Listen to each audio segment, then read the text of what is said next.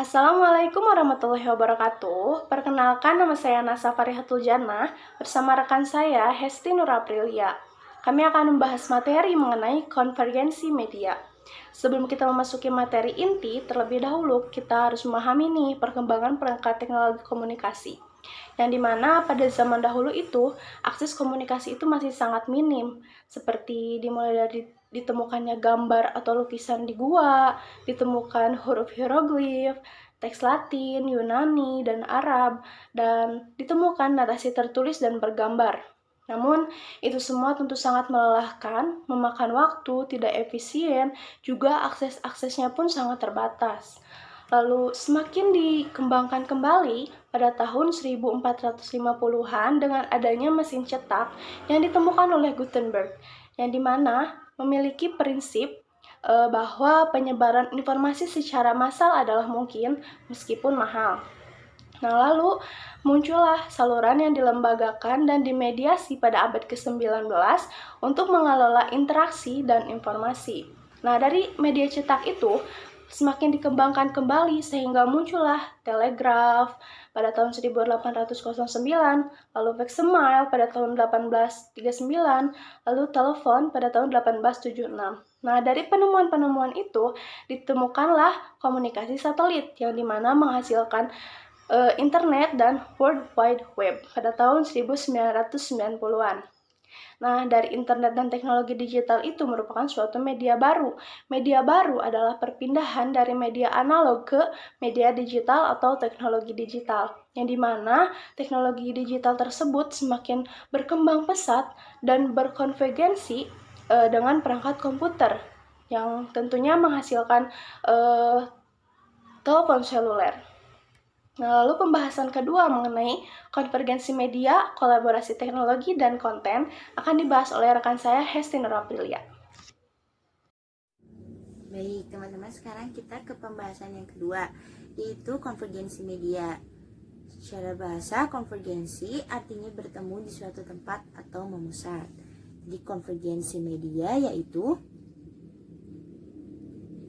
penggabungan atau pengintegrasian media-media yang ada untuk digunakan dan diarahkan ke dalam satu titik tujuan.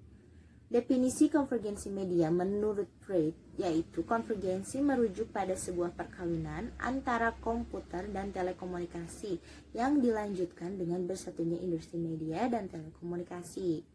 Definisi yang lainnya menurut Murdoch, konvergensi media ditentukan oleh evolusi teknologi dan media digital. Dalam konvergensi media terdapat 3 tingkatan, yaitu 1 tingkat teknologi atau sistem komunikasi, yang kedua tingkat konten atau bentuk budaya, yang ketiga tingkat ekonomi atau terkait dengan perusahaan, pengusaha, dan pasar media. Tak hanya itu, di dalam konvergensi media terdapat proses, yaitu 1 cross promotion, yang kedua cloning, yang ketiga computation, yang keempat content sharing, yang kelima full cooperation. Contoh-contoh konvergensi media yaitu ada Kompas, Republika, Media Indonesia, dan Seputar Indonesia. Nah, setelah kita mengetahui apa itu konvergensi media, sekarang kita ke kolaborasi digital dan konten. Kolaborasi digital secara konsep dapat diartikan sebagai suatu kerjasama untuk berbagi informasi dan menghasilkan tujuan bersama.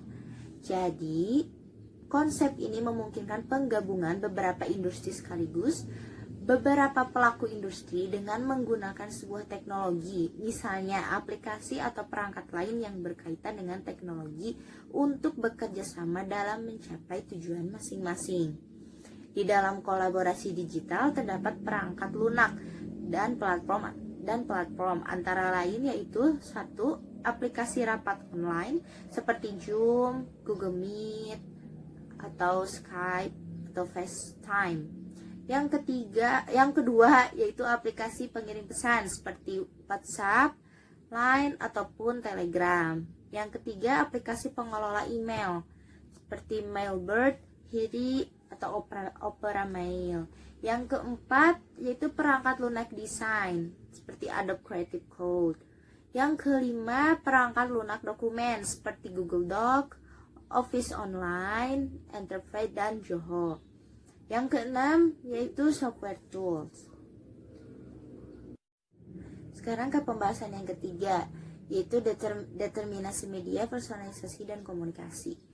Determinasi media adalah sebuah teori yang menegaskan bahwa perubahan yang terjadi dalam perkembangan teknologi sejak zaman dahulu sampai saat ini memberikan pengaruh yang besar terhadap masyarakat. Perkembangan teknologi seperti reka baru atau bisa juga disebut inovasi, penemuan-penemuan baru, dan hal-hal lain yang bertujuan mengembangkan teknologi untuk mempermudah kegiatan-kegiatan manusia, memberikan pengaruh yang besar kepada perkembangan nilai-nilai sosial dalam kehidupan bermasyarakat.